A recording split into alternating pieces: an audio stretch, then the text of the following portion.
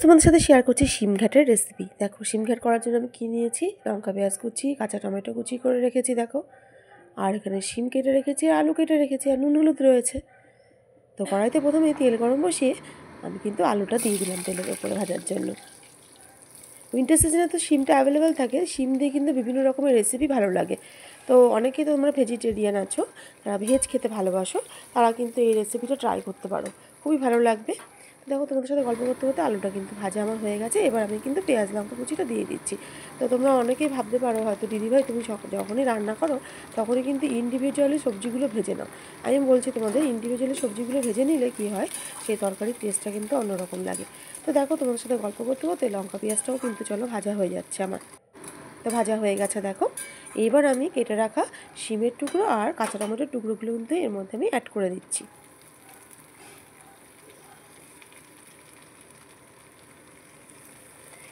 এই রেসিপিটা গরম ভাতে যেমন ভালো লাগে তেমনি কিন্তু রুটি দিয়েও খুব ভালো লাগে। আর শীতের সিজনে কিন্তু এটা বেশি ভালো লাগে, যেহেতু এটা শিমটা অ্যাভেলেবেল থাকে এই সময়টা। দিয়ে দিচ্ছি পরিমাণ মতো নুন হলুদ। এবার হালকা একটু কষিয়ে নিচ্ছি।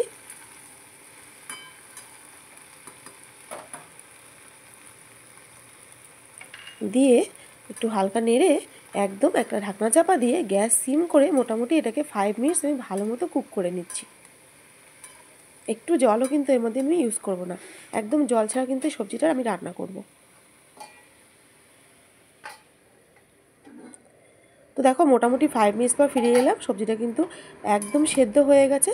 তো আরও কিছুক্ষণ রাখার জন্য আমি কিন্তু এটা একটুখানি আবার চাপা দিয়ে একটুখানি রান্না করে নিচ্ছি, আর একটু মজবে আর কি সবজিটা।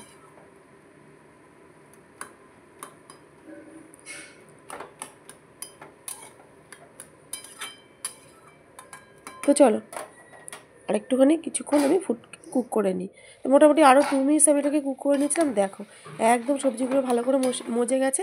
আর একটু খুন্তি দিয়ে আমি কিন্তু এটাকে স্ম্যাশ করে দিচ্ছি একটু।